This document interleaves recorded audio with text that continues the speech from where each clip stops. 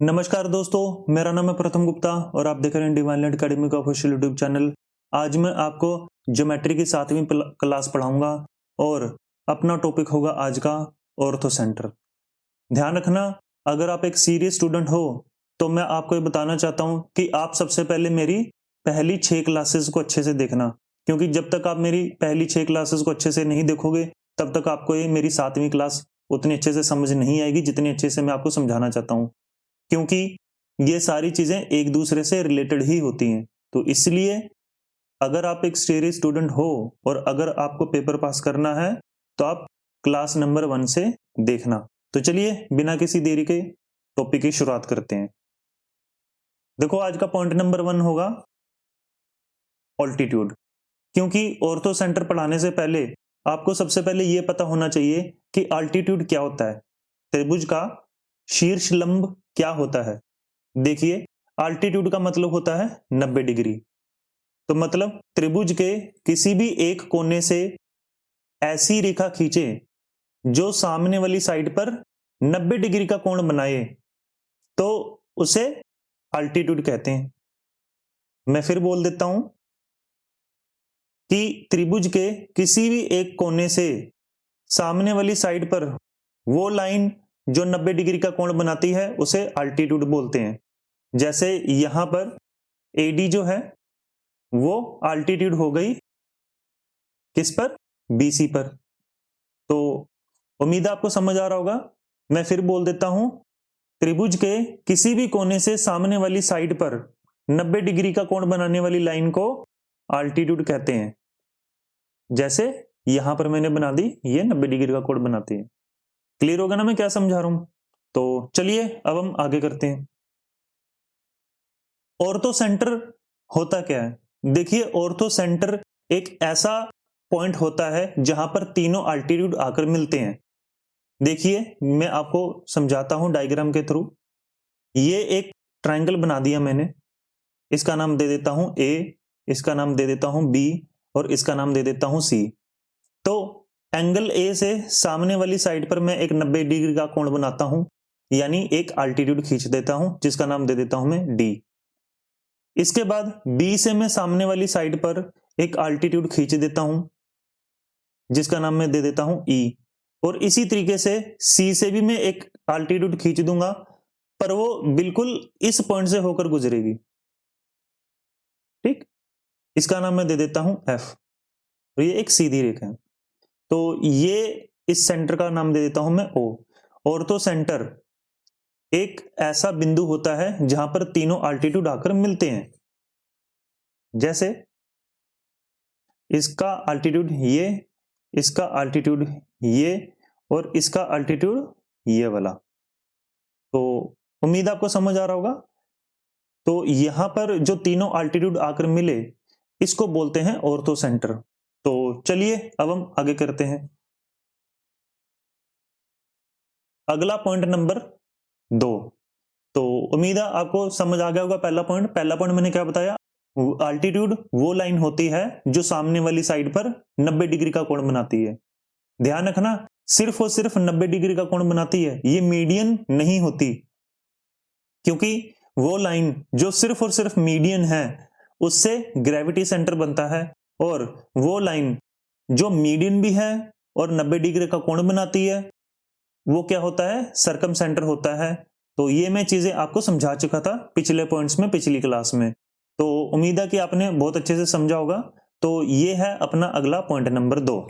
Point number 2 क्या है, देखिए जरा, ये एक फॉर्मूला है, बड़ा ही अच्छा फॉर्मूला है। BOC कितना हो जाएगा, 180 डिग्री में से A को माइनस करना पड़ेगा, यानी कि एंगल A के सामने वाली साइड कौन सी हो जाएगी, देखिए BOC जो मैं बनाने की कोशिश कर रहा हूं, और ये कितना हो जाएगा, 180 डिग्री में से एंगल A को माइनस करना पड़ेगा। जैसे ये अगर मान लो 60 डिग्री हो गया, मान लो ये 60 डिग्री है, तो ये वाला कितना हो जाएगा, 180 में से 60 माइनस करना पड़ेगा, कितना हो जाएगा ये 120।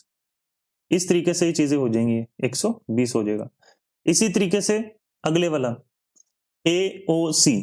AOC कितना हो जाएगा, देखिए B के सामने वाली साइड, ये जो भी कोण है इसके सामने वाली साइड कितना हो जाएगा, 180 डिग्री माइनस एंगल B, क्योंकि ये एक अल्टीट्यूड है। इसके बाद एंगल सी के सामने वाली साइड कौन सी हो जाएगी, देखिए एंगल सी के सामने वाली साइड हो जाएगी BOA। BOA ये कितना हो जाएगा 180 डिग्री माइनस सी। तो उम्मीद है आपको समझ आ रहा होगा ये। तो बहुत ही आसान सा पॉइंट था, मैं आपको एक बारी दोबारा बता देता हूं, काफी इजी पॉइंट है ये। तो देखिए जरा ध्यान से मैं क्या बता रहा हूं इसमें। अगर ये एंगल ए है तो इसके सामने वाली साइड कितनी हो जाएगी 180 डिग्री में से ए को माइनस करना है। इसी तरीके से ये एंगल बी है तो इसके सामने वाली साइड कितनी हो जाएगी, देखिए जरा ध्यान से, ये हो जाएगा 180 डिग्री में से एंगल बी माइनस करना है। इसके बाद सी के सामने वाली साइड कितनी है, अब देखिए सी के सामने वाली साइड है एंगल AOB।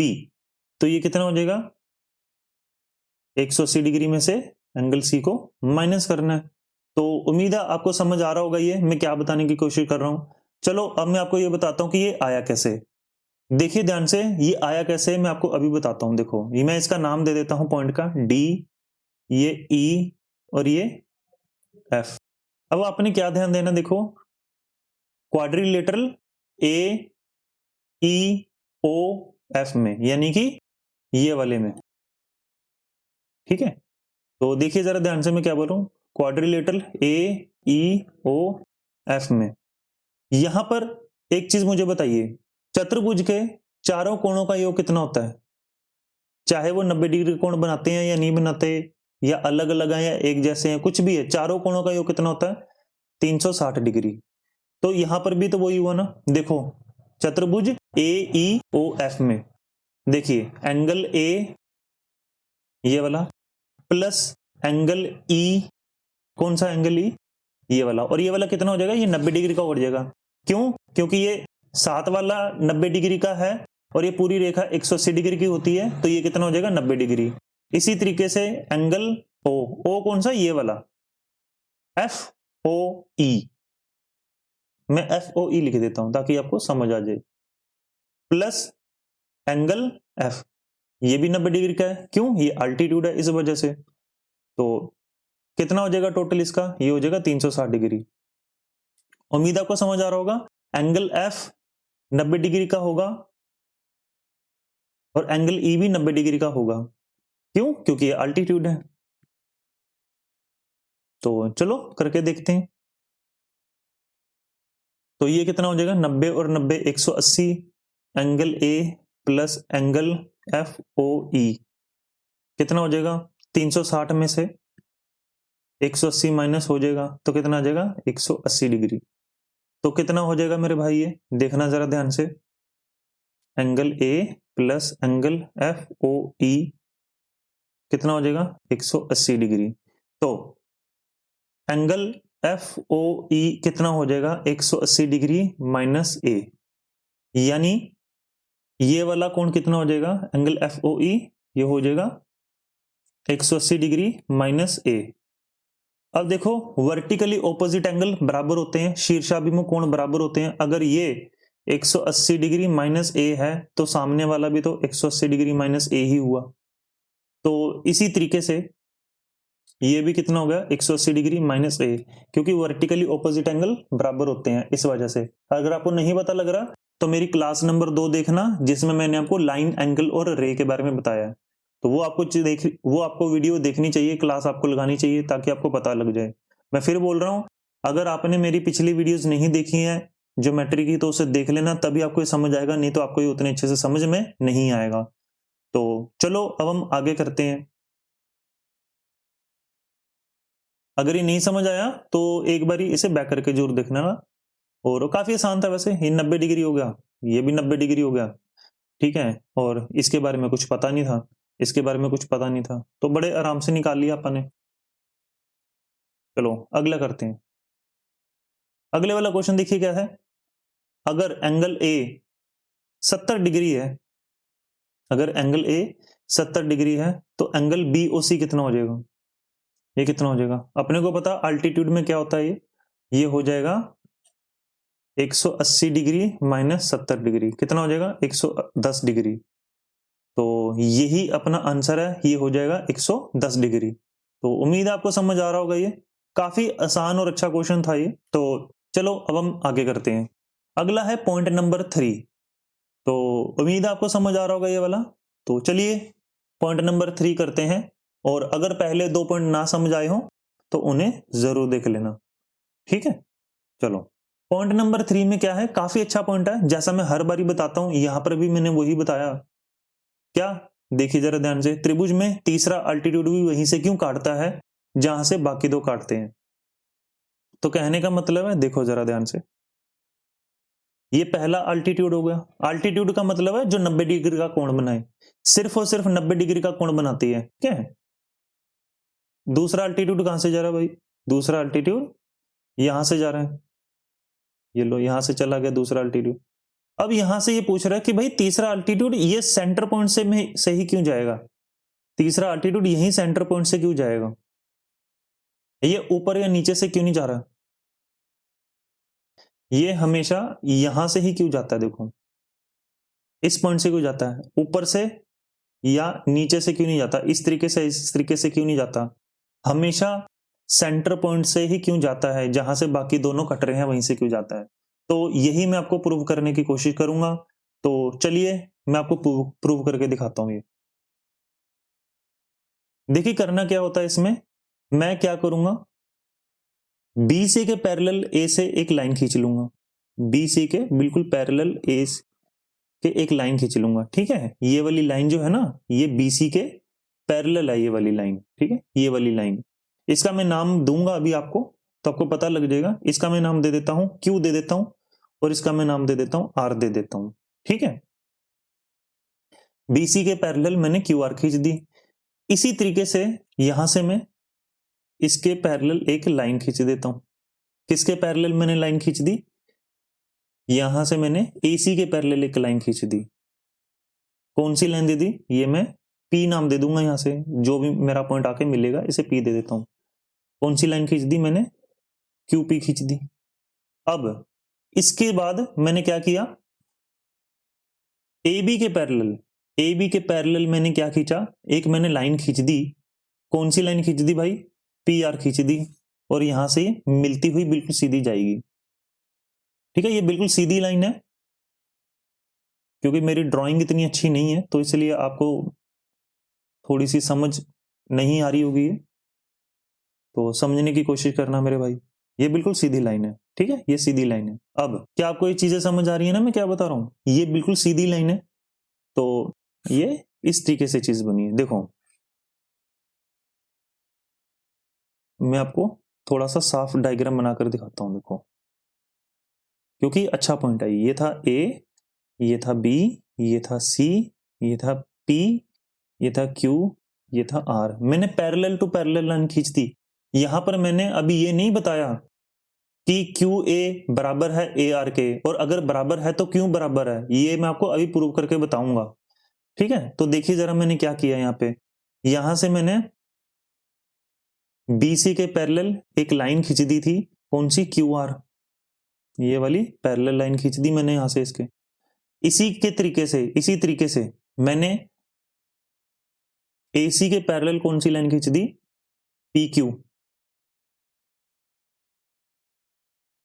इसके बाद मैंने बची हुई तीसरी लाइन भी मैंने खींच दी थी, किसके पैरेलल, AB के पैरेलल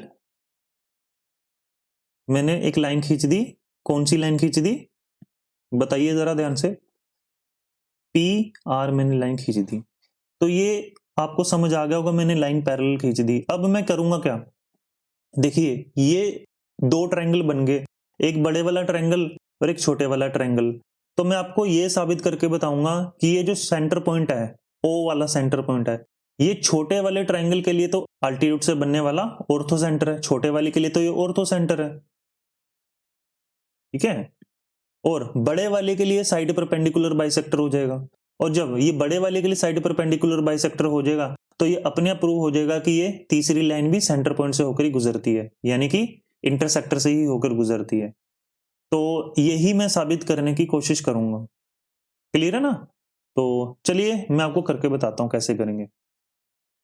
मैंने डायग्राम बनाकर दिखा दी थी, देखिए मैं यहां पर क्या करके बताऊंगा, देखो ये मैंने ऑलरेडी कंप्यूटर से बना दी थी डायग्राम, तो देखो जरा ध्यान से, यहां से आपको समझना आसान हो जाएगा थोड़ा सा। ये जो है ना, ये मैं नाम दे देता हूं इसका डी, इसका मैं नाम दे देता हूं ई, और इसका मैं नाम दे देता हूं एफ।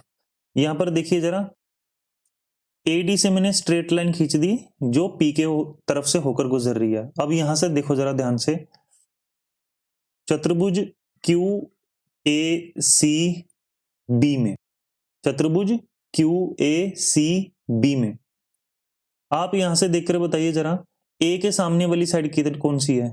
ए, ठीक है। बी के सामने वाली साइड कौन सी है? बी, देखो जरा ध्यान से। और सी के सामने वाली साइड कौन सी है? सी, ठीक है। अब यहां से ये देखिए मैंने किया क्या था, बीसी पैरेलल थी यहां पे, बीसी पैरेलल था, किसके पैरेलल था बताइए? बीसी पैरेलल था क्यू आर के। तो अब यहां से एक चीज बड़े ध्यान से देखना, आपको मैं कैसे प्रूव करके बताऊंगा। बीसी यहां पर कितना है? यहां पर बीसी ए है, तो यहां पर देखिए बीसी पैरेलल है क्यू आर के, और यहां पे क्यूबी, क्यूबी पैरेलल है किसके? पैरेलल है एसी के। समझ आ रहा ना?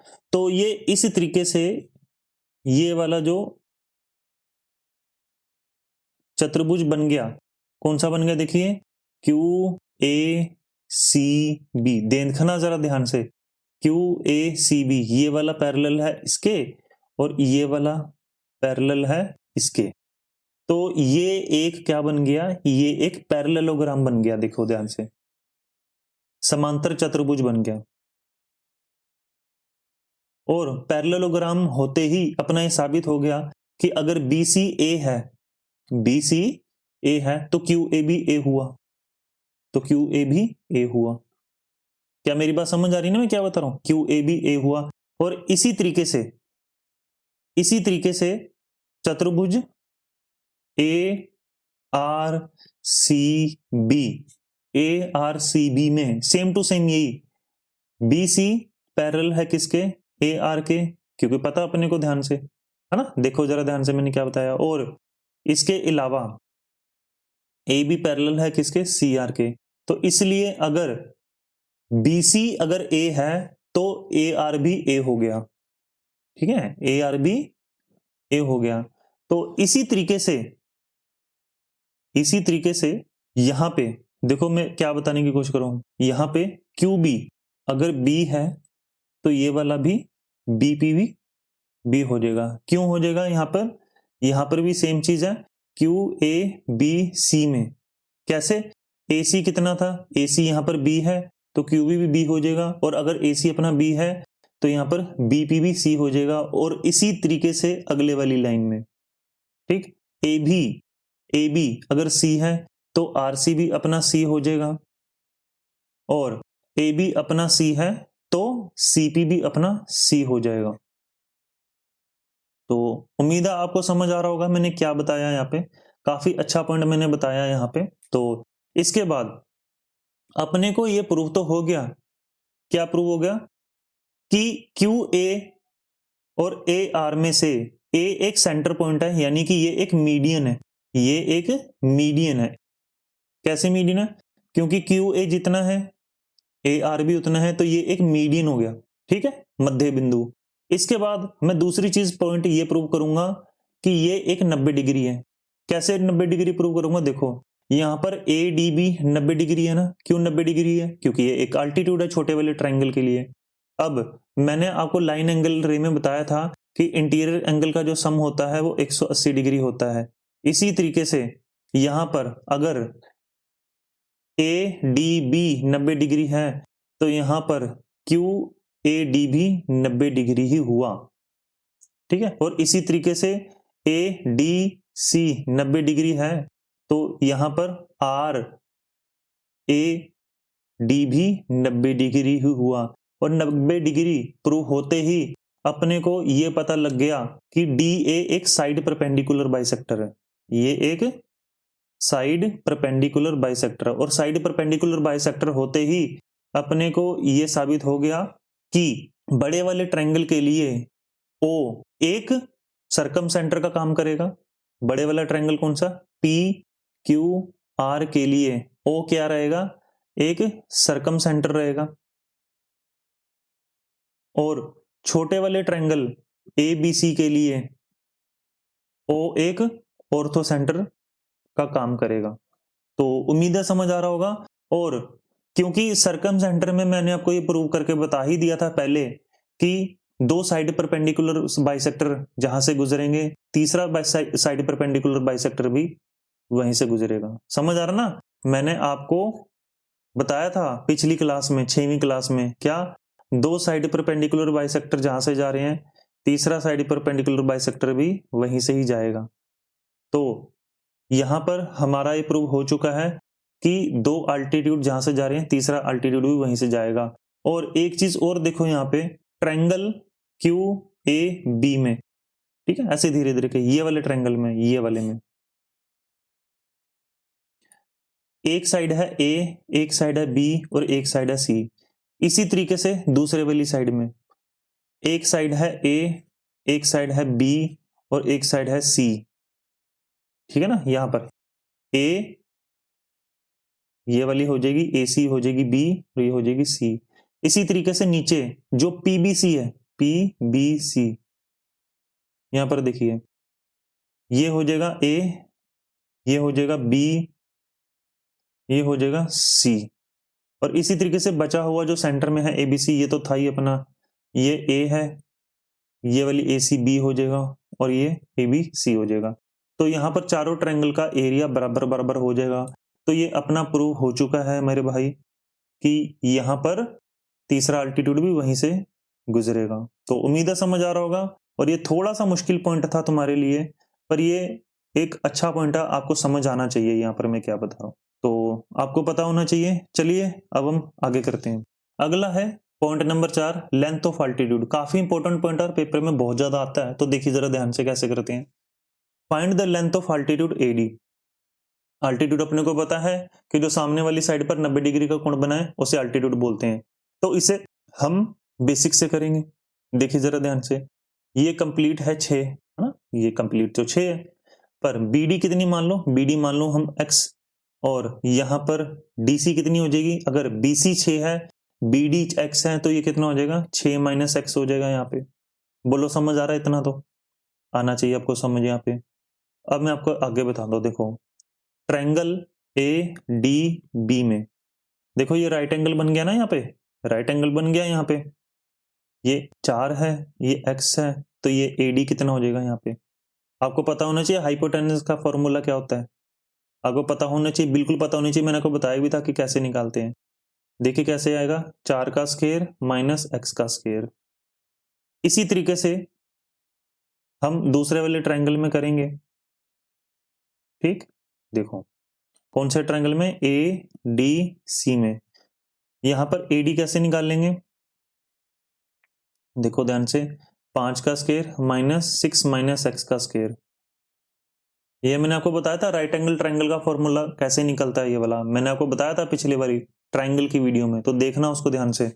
मैं फिर बोल रहा हूं, जब तक आप वो वीडियोस नहीं देखोगे तब तक आपको ये उतने अच्छे से समझ में नहीं आएगा। तो यहाँ पर देखो ADB में क्या था, ये भी AD का स्क्वायर है, यहाँ पर भी ये भी AD का स्क्वायर है, तो दोनों साइडें बराबर होगी कि नहीं होगी? तो चलो अब हम इसको सोल्व करते हैं।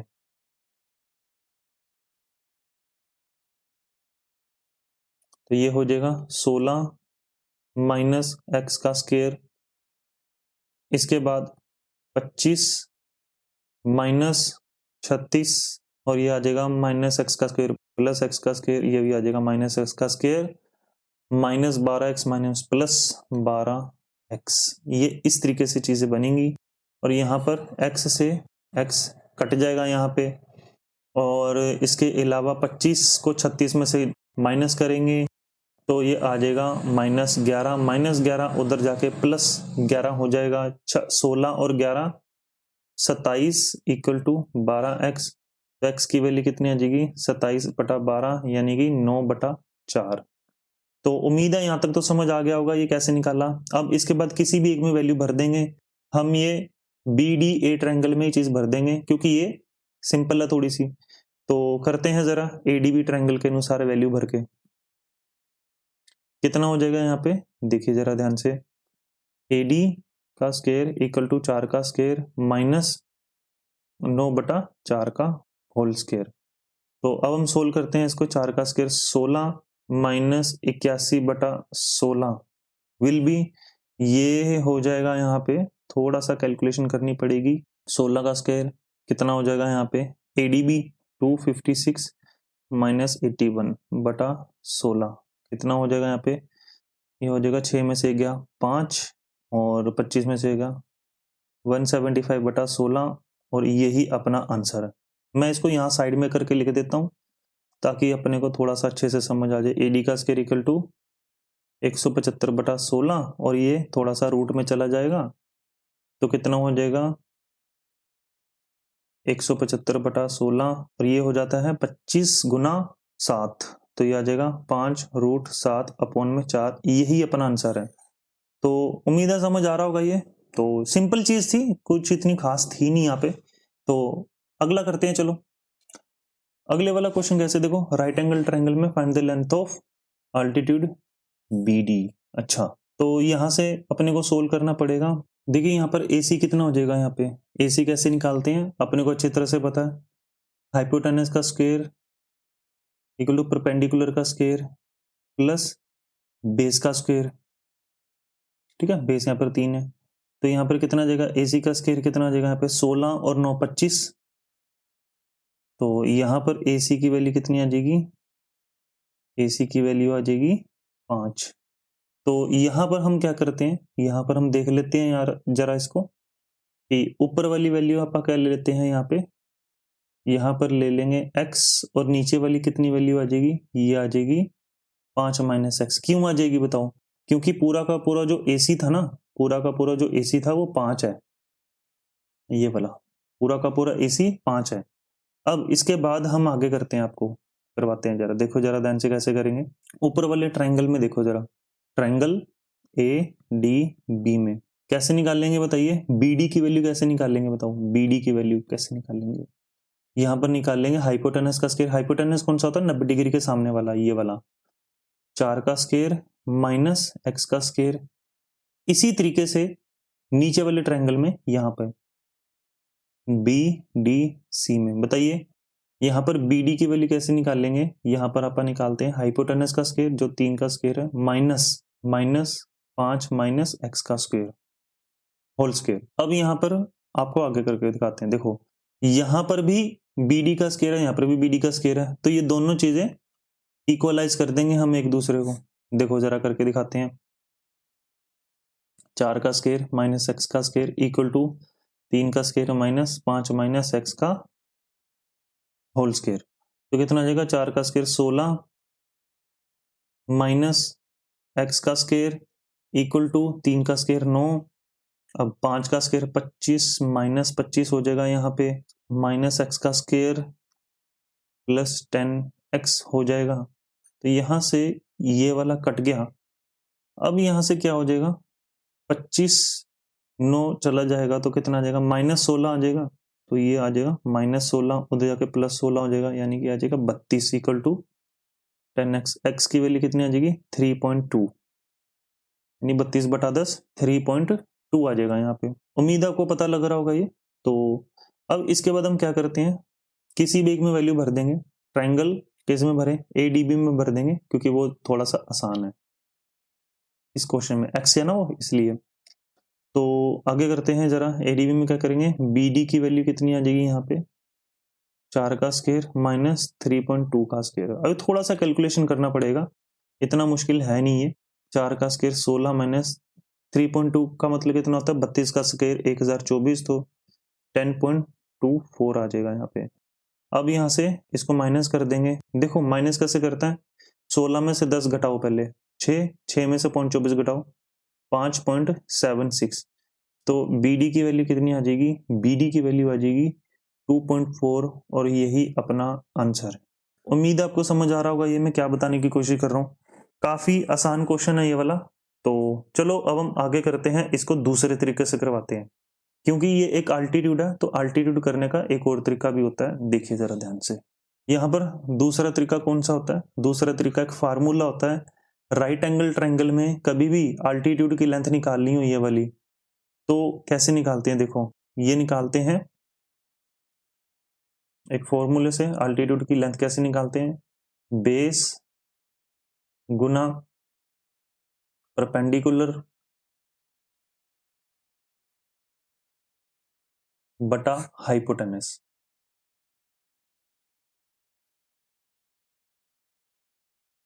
तो यहां से ऐसे करके निकालते हैं।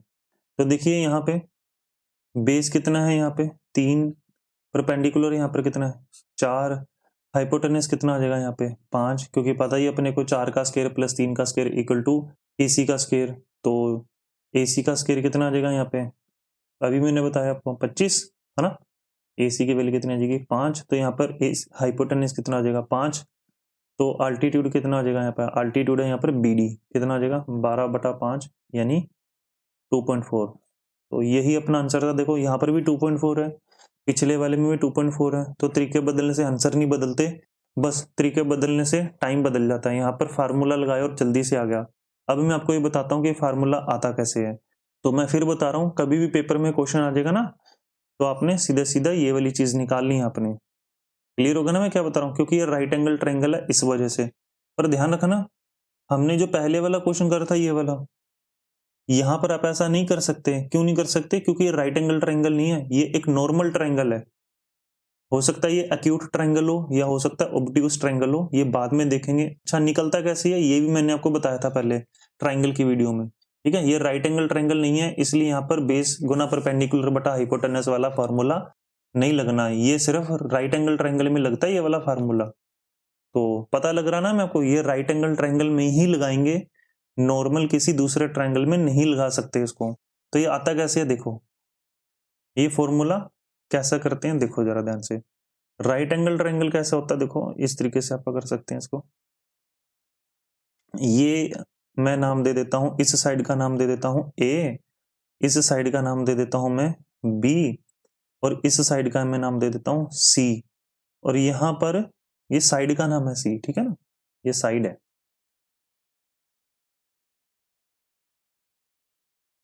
पता लग रहा ना मैं क्या बता रहा हूं। और इसका मैं नाम दे देता हूं B, ये पॉइंट का नाम दे देता हूं D, और ये है C, और ये है A। अब देखना जरा ध्यान से, ट्रायंगल ABC का एरिया कैसे निकालते हैं आप, 1/2 बेस गुना हाइट, 1/2 बेस क्या है यहाँ पे, बेस है यहाँ पर B, और हाइट क्या है यहाँ पे, हाइट है यहाँ पर A। ये हो जाएगा ना। पर आप कहोगे कि सर इसको निकालने का ये वाला तरीका भी तो है जो तुम्हारे सामने है, ये वाला ऐसे भी तो निकाल सकते हैं इसको। ये हाइट हो गई और ये बेस हो गया, यहाँ पे समझ आ गया ना मैं क्या बता रहा हूँ। ट्रायंगल का ऐसा भी तो निकाल सकते हैं ना, 1/2 यहाँ पर बेस, बेस क्या हो जाएगा यहाँ पे, बेस हो जाएगा AC जो दिया हुआ है C, और हाइट कितनी हो जाएगी यहाँ पे, हाइट हो जाएगी BD। तो आप कह सकते हो है तो ये दोनों ट्रायंगल ABC का एरिया ही, तो आप बोल सकते हो ना 1/2 गुना बेस गुना हाइट, ये उसी के बराबर है जो दूसरी साइड के।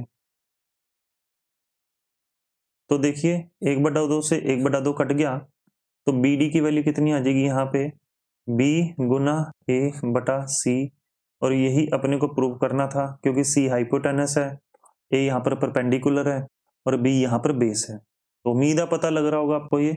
चलो अब हम आगे करते हैं। आया कैसे है मैंने आपको बता दिया, तो इसको एक बार दोबारा से रिवाइज करवा देता हूँ। देखो जरा ध्यान से, अगर BD एक एल्टीट्यूड है, ये तो मैंने आपको बता ही दिया था, ये कितना हो जाएगा, ये 4 है, ये 3 है, तो ये 5 हो जाएगा। क्योंकि BD एक अल्टीट्यूड है, तो आप कैसे कर सकते हो, बेस गुना परपेंडिकुलर बटा हाइपोटेनस। तो यहाँ पर कितना आ जाएगा, 4 गुना 3/5 यानी कि 2.4, ठीक है ना।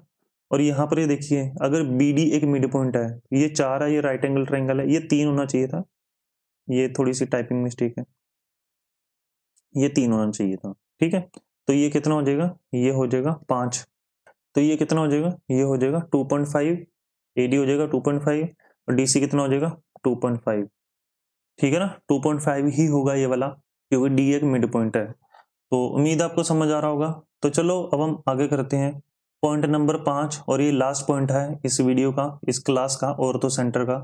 तो देखिए क्या है, एक्यूट एंगल ट्रायंगल में ऑर्थो सेंटर कहाँ होता है, अंदर की तरफ, ठीक है ना, अंदर की तरफ होता है। क्यों अंदर की तरफ होता है, देखिए जरा ध्यान से, यहाँ से ए से हम सामने वाली साइड पर 90 डिग्री बना सकते हैं, यहाँ बी से हम सामने वाली साइड पर 90 डिग्री बना सकते हैं, और यहाँ पर सी से सामने वाली साइड पर 90 डिग्री बना सकते हैं अंदर की तरफ। इसलिए ये तीनों एक ही जगह पर इंटरसेक्ट होते हैं, इसलिए यहाँ पर ही ऐसे आएगा। तो चलिए अब हम आगे करते हैं। राइट एंगल ट्रायंगल में ऑर्थो सेंटर कहाँ होता है, देखिए जरा ध्यान से। राइट एंगल ट्रायंगल में ऑर्थो सेंटर यहाँ पर होगा बी वाले पॉइंट पर। क्यों? यहीं पर 90 डिग्री का पॉइंट बनेगा। क्यों बनेगा? क्योंकि ए से सामने वाली साइड पर 90 डिग्री का कोण तो बन ही नहीं सकता। समझ आ रहा ना? बन ही नहीं सकता, वो सिर्फ इसी पॉइंट पर आकर मिलेगा सीधा, और सी से भी नहीं बन सकता कोई, यहाँ पर भी कोई 90 डिग्री का नहीं बनेगा। तो 90 डिग्री का कोण तो सिर्फ और सिर्फ यही बनता है पॉइंट नंबर बी पे, यानी कि एंगल बी पे। तो उम्मीद है बात समझ आ रहा होगा। मैं फिर बता देता हूं, ए से यहाँ पर 90 डिग्री खींच सकते हैं? नहीं। सी से यहाँ पर 90 डिग्री खींच सकते हैं? बिल्कुल भी नहीं। ठीक, इस वजह से राइट एंगल ट्रायंगल में ऑर्थो सेंटर हमेशा वर्टेक्स पर बनता है, 90 डिग्री वाले वर्टेक्स पर। ठीक है ना? 90 डिग्री वाले कोने पर बनेगा, हमेशा यहाँ पर राइट एंगल पर बनेगा। तो उम्मीद है आपको समझ आ रहा होगा। तो चलिए अब हम आगे करते हैं। अच्छा, एक्यूट एंगल में ऑर्थो सेंटर अंदर की तरफ बनता है, राइट एंगल में ऑर्थो सेंटर 90 डिग्री वाले कोने पर बनेगा, और ऑब्ट्यूस एंगल में कहाँ बनेगा? ऑब्ट्यूस एंगल में ऑर्थो सेंटर बाहर की तरफ बनता है, ट्रायंगल के बाहर की तरफ बनेगा। क्यों बनेगा? देखिए, बी से हम AC पर कोई 90 डिग्री वाली लाइन खींच सकते हैं? नहीं खींच सकते, देखने से ही पता लग रहा है आपको। और सी से हम AB पर 90 डिग्री वाली लाइन खींच सकते हैं? बिल्कुल भी नहीं खींच सकते, खींच ही नहीं सकते ना, क्योंकि 90 डिग्री का मतलब क्या उतना होता है? 90 डिग्री का मतलब होता है जो बिल्कुल सीधा बनाए। यहाँ पर सीधा तो बन ही नहीं रहा, यहाँ पर तो टेढ़ा बन रहा है, तो 90 डिग्री तो बन ही नहीं सकता। तो इसलिए 90 डिग्री यानी ऑर्थो सेंटर बाहर की तरफ बनेगा। कैसे बनेगा? देखो, देखिए ए से तो हम 90 डिग्री बना सकते हैं ना, बिल्कुल सामने, बिल्कुल बना सकते हैं, क्योंकि ए पर ही ये ऑब्ट्यूस एंगल है। अब मैं इसको ऊपर की तरफ बाहर की तरफ लेके जाता हूं, देखो यहां पर, ठीक है ना, ये 90 डिग्री का, ये बिल्कुल सीधी लाइन है जो मैं आपको बना रहा हूं सामने को। अब इसके बाद मैंने क्या बताया, देखो सी से ए से होती हुई मैंने एक सीधी लाइन ऐसे करके खींच दी। देखो जरा ध्यान से मैं क्या बता रहा हूं। और बी को जब मैं सामने वाले पॉइंट पर मिलाऊंगा, ऐसे करके मिलाऊंगा, तो यहां पर जो ये एंगल बनेगा ना, ये हमेशा 90 डिग्री बनता है। ठीक है, ये हमेशा 90 डिग्री बनता है, ये वाला। ठीक है ना, ये हमेशा 90 डिग्री बनता है। कौन सा बनता है? ये वाला, ये वाला। ठीक, इसी तरीके से दूसरी साइड में मैं सी को सामने इस पॉइंट पर मिला देता हूं, तो बी से मैंने ए से होती हुई सामने बिल्कुल सीधी लाइन खींची यहां पर, तो ये भी एक 90 डिग्री का कोण बन गया। देखो यहां पर भी 90 डिग्री का कोण बन गया, यहां पर भी बन गया, और यहां पर तो सामने बन ही रहा था। तो इसलिए ऑर्थो सेंटर जो बनेगा वो ये वाला बनेगा, ये वाला ऑर्थो सेंटर बनेगा। तो उम्मीद है आपको समझ आ रहा होगा ये। तो आज की क्लास में इतना ही है। तो पहले मैंने जितनी भी वीडियोस आपको करवाई है वो सारी देख लेना, और ये वाली क्लास में पॉइंट थोड़े से कम तो थे पर अच्छे पॉइंट थे यहाँ पर। ठीक है ना? तो चलो आज के लिए इतना ही। अगर आपको मेरी क्लास अच्छी लगी हो तो इसको वीडियो को लाइक कर देना, कमेंट कर देना, और अपने चैनल को सब्सक्राइब जरूर कर देना। अगर कोई सुझाव हो तो अपना कमेंट में जरूर लिख देना, और अगर कोई स्पेशल चैप्टर पढ़ना हो तो वो आप कर देना। और मेरी अगर बुक परचेज करनी है तो आप ले सकते हो। ठीक है, बिल्कुल नॉमिनल प्राइस में है, क्योंकि काफी शानदार बुक है ये। तो थैंक यू, अगली क्लास में मिलते हैं।